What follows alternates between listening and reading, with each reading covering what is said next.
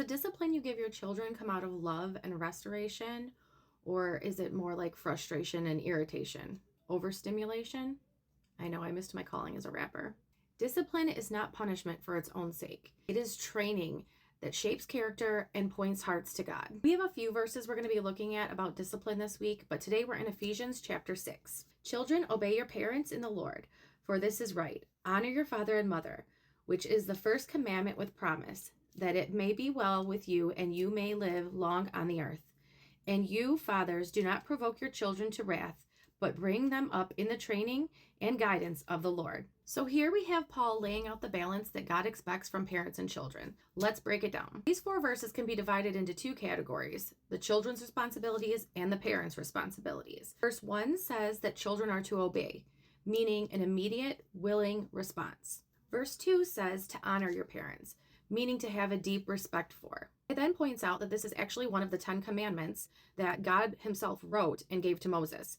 And it is the first commandment that has a promise with it that if you follow this commandment, you will live a long and happy life. Now, moving on to verse 4, it starts off by saying that we are not to provoke our children to wrath. So that's saying the obedience and respect is not supposed to be obtained through means of an iron fist over punishment. Some translations use the word exasperate instead of provoke, and the Greek translation is to irritate, anger, or discourage. So this can look like inconsistent rules or consequences, constant criticism, not allowing age-appropriate freedoms, and unrealistic expectations. Next part of the verse says, bring them up. Bring them up involves 3 things. It's a continuous job, it's a loving job, and it's a job that involves nurturing and guidance. Next part of that verse says, in the training.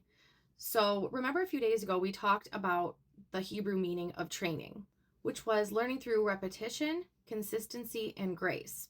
The Greek translation is the process of education, correction, and character formation. It includes consequences, modeling, practice, and even loving discipline if appropriate.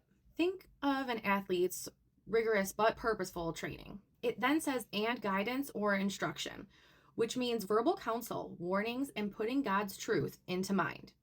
As parents, this is teaching the why behind rules, limitation, boundaries that we set, and pointing to Scripture as the answer.